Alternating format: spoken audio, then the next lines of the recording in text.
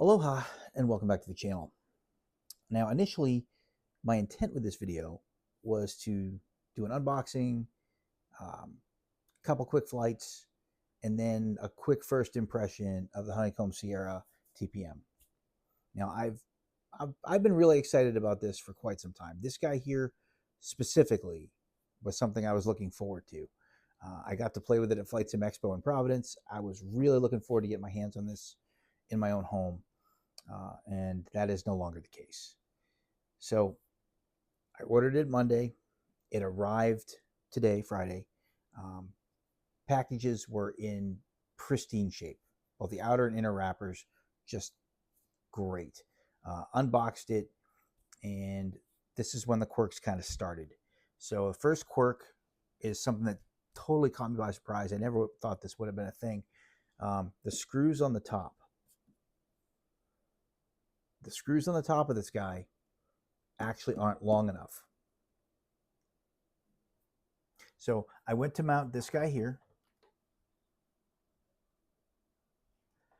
and I could not get the threads from the screws to engage in the actual chassis of the Honeycomb Sierra.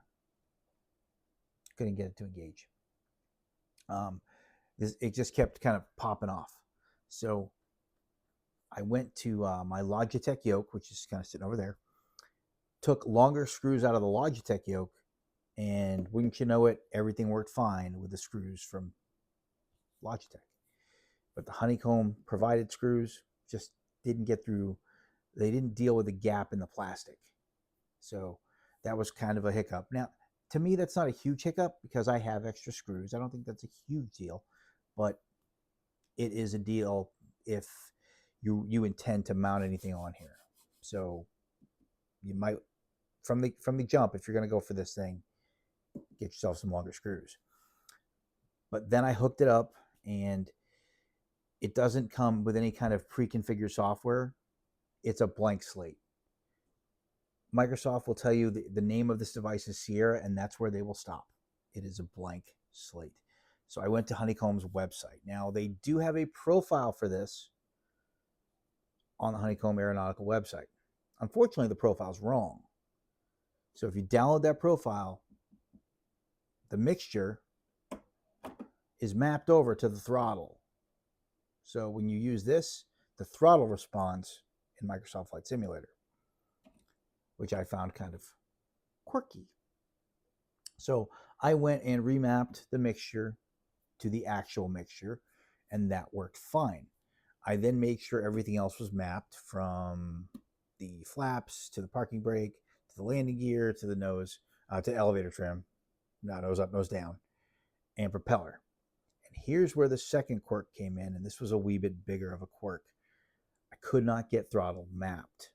Now, if you're familiar with Microsoft Flight Simulator, be it 2020 or 2024, they're similar in how you assign an action or an axis to a function in the simulator. You basically start scanning, you move the axis.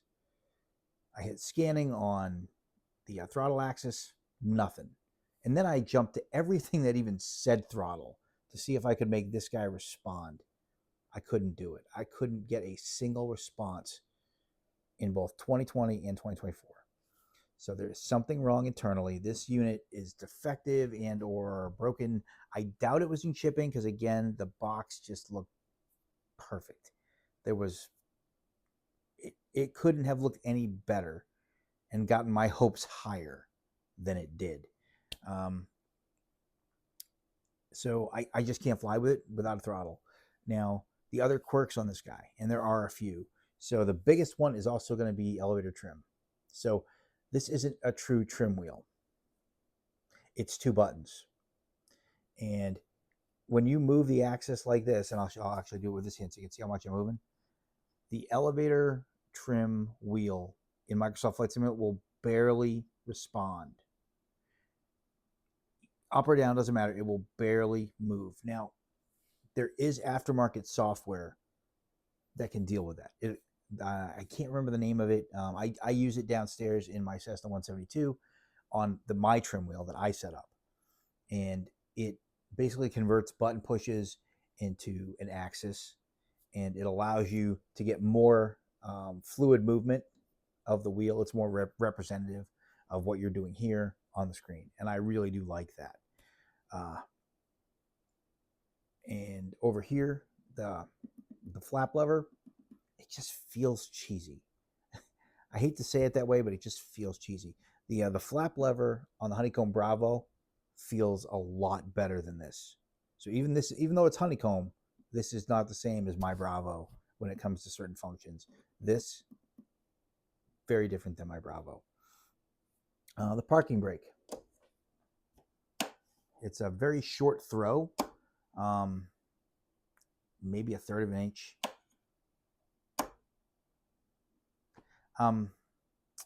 For me, the jury's still out on the parking brake. The landing gear feels exactly like it does on my Honeycomb Bravo, so I like the landing gear. But overall, with the quirkiness, that this thing has had for me, the fact that Honeycomb did not have a profile that was functional for it, and the fact that my throttle just doesn't work, I can't say I'm happy with it. I was ridiculously liquored up on this thing, I'm not going to lie. I got to play with it at Flight Sim Expo in Providence, and I've been looking forward to this for quite a while. But when you're spending $250 on something for your flight simulator, it should come pre-configured, or there should be validated / valid profiles that you can put on here. I don't think that's too much to ask. We didn't get that, but I don't think it's too much to ask. So overall, my impressions of this are not good yet. We'll see how the return slant refund part goes. I just started down that process because I just can't afford to throw $250 out the door. So we'll see what we can do. If I get a new unit, maybe I'll do something with that on another review. But so far, I'm just not a fan of it, and I wanted to be. So hopefully that helps you. And my 2 cents on this guy here is, if this is what you're looking for, hold off. Hold off. Don't jump in right away, because I do think there's things that need to be fixed and addressed. I would want to see the trim wheel addressed so it's more fluid and representative. I would want to see actual profiles show up on Honeycomb's website. And that's a simple thing you can check on. You can just go to their website, look at the download section, and see, is there more than one profile? I would want to see something functional. I haven't seen that yet. So I definitely, my 2 cents is kind of hold off, give it a few months. Maybe the bugs will iron themselves out. Hopefully that helps somebody out there. Again, I really did want to like it, but as always, stay safe and happy flying out there. Cheers.